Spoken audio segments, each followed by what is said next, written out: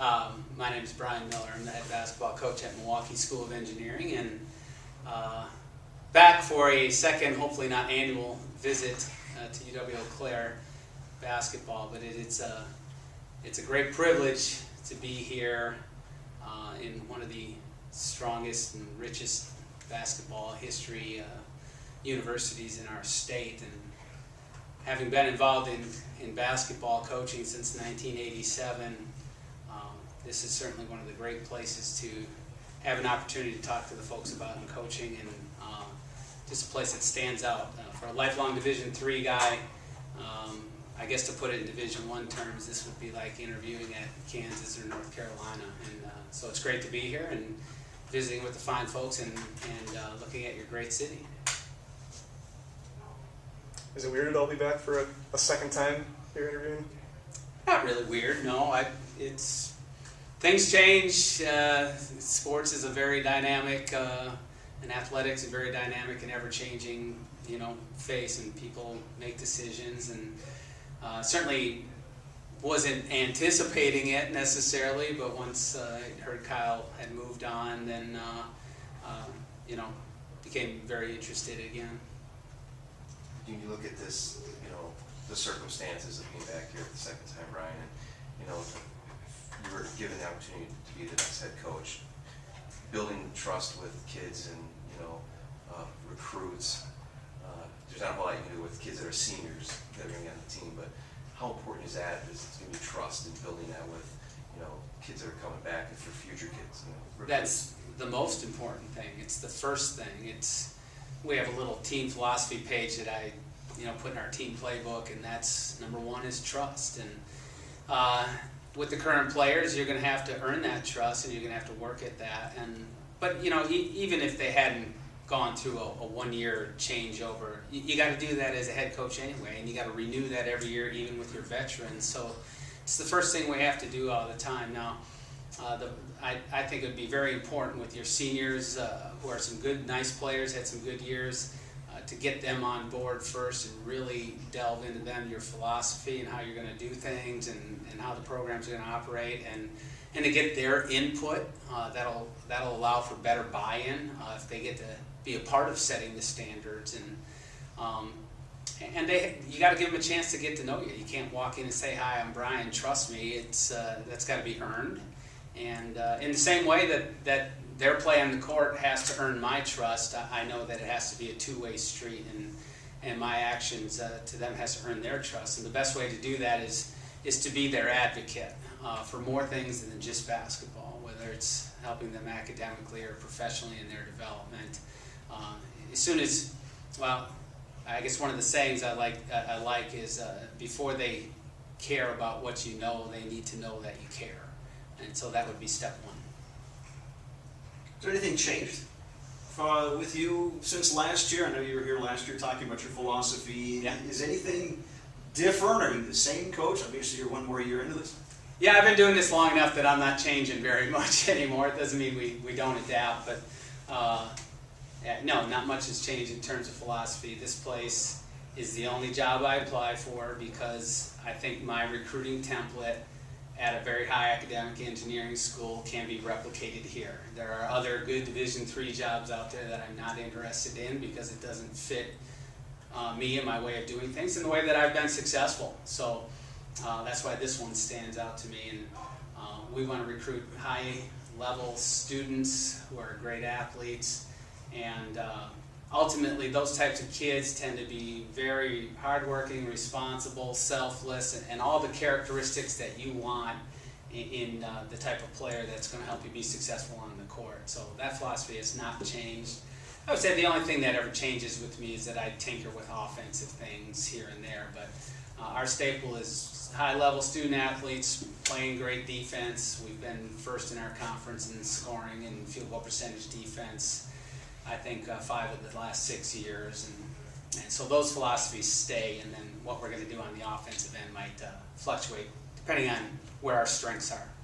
What would it mean, Brian, to you? You mentioned, this is premier Division III programs, to have the opportunity to get a fan base excited again, to put this program into the top half of the WIAC year after year consistently. and then put down some roots here?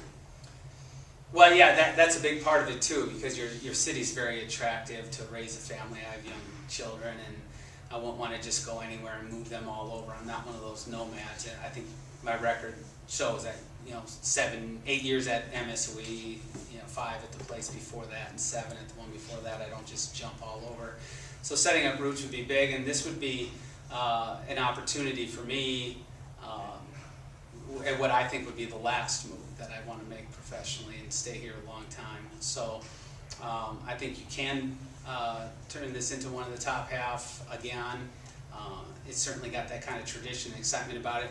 And really the excitement for me would be, although we've been very successful at MSOE, the things that you hope for, more fans, you're just not getting that at a small college that's only a few blocks from Marquette, where you're always going to be, well, I'll say second fiddle, but it's probably another fiddle down the line even further than that. So some of those things are just built in, and you can be a part of helping build that even bigger and re-exciting some of the crowd and the alumni and the fans and the campus. So that'd be a great, it's a great attraction to the job. Just to follow up on that, do you feel there's enough alumni here, that you can draw from, and players that are still living in the area? Yeah. Would you reach out to them as well? Yeah, I think you have to employ them. And Scott, I don't mean from a financial, we're going to pay them standpoint, but I mean people who take great pride in their success here want to feel that they have a hand in that future success. Whether it's, hey, I got a kid graduating in business, you got anything out there for him, to maybe there's an alumni in a city that you're recruiting a kid from, to see if there's any connections there. So you certainly want to employ the alumni in helping you get things done in your program, and not just fundraising, but fundraising's part of it, and not just recruiting, but recruiting's part of it, and but also building up that fan base here and reaching out to them, inviting them in. I like to have former players speak before a game from time to time. If not, even if they don't like speaking, just bring them in, let them be a part of your day, and introduce the guys. And this is what set the road before you were here. How excited are you to have that prospect of being able to recruit student athletes, maybe from a little broader base? Now, I mean, you're looking at guys who want to be engineers, so Yeah. It's kind of a small subset of good Division III student athletes. It is, but everybody automatically assumes that, it's got to be really hard because there's only so many of them. Yes and no, there aren't that many, but when you identify them, you're in their final pool. So sometimes the problem with being able to recruit everybody is you do have to recruit everybody, and that has its own problems. So I like to spin that into a positive at MSOE, and I think it can be replicated here in the sense that we can't just go after everybody. We have higher standards in some of the other YX schools, and so we want to go after that particular kid that fits this school. We've talked a lot to the search committee today about, I like to make multiple streams of connections for any potential recruit to the school. Not just me, not just basketball, but their academic program, the social programs, the student servant leadership type things, opportunities for them there. And the better they fit the overall culture of the campus, the better it's going to be for us in basketball. So it is exciting to be able to go after a little bit more than just engineers, but at the same time, I like the idea of going after high academic kids, and I also think that there isn't anybody currently on the roster from Southeast Wisconsin. I think those kids would come up here in a heartbeat. Maybe they haven't been here, but it's just a beautiful campus, and there's a lot to do, and there isn't any reason to believe that we need to leave those kids down in that part of the state for other schools. So I think there's some stones to be turned. Talking about program building with this job, looking back at that run you put together at MSOE, what were some of the key steps you did early on to kind of establish your program there? Well, the first thing I did when I got hired there was I had to let people know that we had athletics there. And it sounds sarcastic, but we used to get that question. Oh, MSOE, you have sports there? And so we got a really good summer league called the Whiz Kids. It's the best one probably in the state. And I got that moved from Marquette to our place. And There's a big AAU program called NY2LA that has a national level. He runs some of his things at our place. So people started to learn about who you were. And then it was, establishing our culture within the team. And really, when it got going well, it was the players that were instilling those principles in the new guys. Selflessness, hard work, the Raider way we called it. And so that helped us. And then,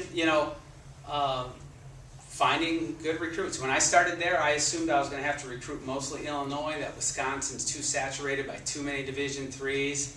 And really, the best players I've recruited and the Hall of Fame level players I've recruited, they're all from Wisconsin. So that was exciting to be able to get kids away from other places. And again, it's for the academics, but we landed some high-level recruits. We got some guys away from some scholarship schools because of that academic tie-in, and then that helped us quite a bit. So, and now even this past year, we're kind of starting over again, but that culture is still there. They are very hardworking and a dedicated group of guys, and we're going to be right back where we were within a year here. So, You mentioned before, offensively, you'll do a lot of different things. What are some of the different offensive looks you've used throughout your coaching career? styles? Yeah. I've run a lot of different things, but at heart, I'm a motion guy, and what motion, people use that term loosely. I don't think people really know what it means all the time. Motion is the idea that you're teaching them how to play, not teaching them plays per se. Not that we don't have some set plays, short time clock out there, sometimes you have to do that, but I like the motion style where you're teaching your players to make reads and choices, and then that's going to give them the best confidence on the floor. The pace and the tempo is what fluctuates. I've had my first year at Lakeland as a head coach, we averaged 91 points a game. We had the size, the speed, the depth to do that. And, in our run at MSOE, we haven't been a super high scoring team. We're not the most athletic team in the conference. We've won it with defense, but I think that the kids at MSOE think that I don't want to run, but I like to tell them it's up to them. We're going to get stops, and then if you do that, you guys can run a little bit more. And 2 years ago we were 19-7, but it wasn't our most talented group. It was a group that could defend and needed to play slower to control the game. So we win close games, and we beat the people that we're supposed to beat first and foremost, and then you take your chances against the big boys, but you got to take care of the stuff you're supposed to take care of first. What do you think the upside is here? The upside in terms of a move? No, I mean just in terms of this program. How good can this program be? I think that this program can be a national level program. I see other teams in your league in various different sports competing in Final Fours and national tournaments, and there's isn't any reason to believe that we couldn't do that in basketball as well. That certainly has to be the target. And the nice part is the hard part is your conference. It can be brutal to get through, but once you get there, you're going to have the confidence you can beat anybody in the nation. And when Whitewater won it all this year, they didn't win the conference tournament, and I think you've seen that before, where you've had probably national champions in different sports in your league that didn't even win your conference. And so it's brutal to get there, but then you have the confidence that you can beat anybody in the country. So I think you got to really build your classes back up. I talked to the committee a lot about that. What I mean is, you only have 17 players, I believe, is your limit, and you've got to have balance in your classes. The key to winning is having upperclassmen, and it's not through transfers all the time, although transfers can be a part of it. So, I want to have 4 good players in each class, something like that, and so that the next star is coming from within the program, and then it's feeding itself. If people wonder why Wisconsin wins every year, that's what Bo does. He always has upperclassmen who've been in the program. That's the template. You mentioned before about having to kind of get MSOE back on the map. This is a little different situation here, where you have the rich history and names like Ratliff, Shady, Carson, something like that. How would you approach that? Do you use that tradition when you're coming in to talk to recruits, or do you try to build your own program? No, you have to use the tradition. UW-Eau Claire basketball is bigger than Brian Miller is ever going to be. I'd be humbled and honored to be a great part of it, and just try to enhance and add my own, chapter to the rich history here. You want to embrace it because ultimately I can't get it all done myself. I need the alumni, I need the students, I need the high school coaches, and we need the players, the other coaches on campus. We're a team. We do this together, so it's a huge part of it. It would be great to get to meet all of them and let them know how great it would be to be a part of what they've built.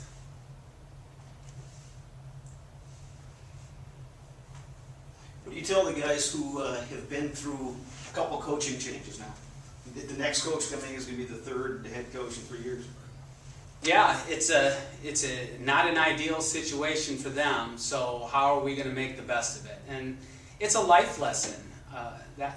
Ultimately that's what our job is. We want to win games and everything, but we're here to enhance the student athlete and to develop student athletes, and this is a life lesson.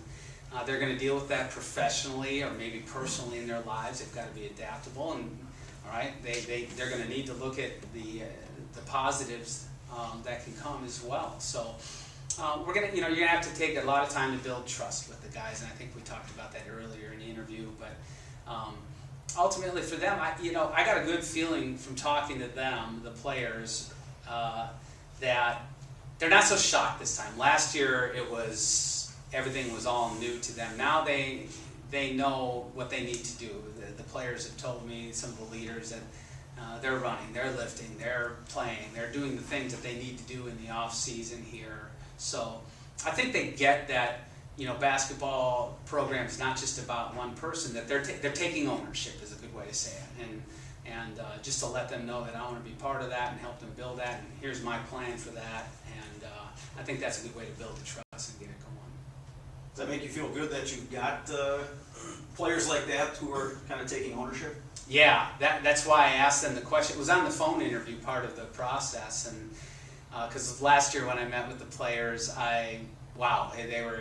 they were going through the 5 stages of denial, anger, bargaining, depression, all that stuff, and this year you could tell they were just a little bit more prepared for that, and ultimately we're always trying to teach our kids how to take ownership of the program. That it's not just about what I say and do. That if the players are doing things the right way, the new players coming in are not going to want to stand out against their peers. They're going to want to fit in with their peers, and the fact that these guys are doing that would help build their trust into me for sure.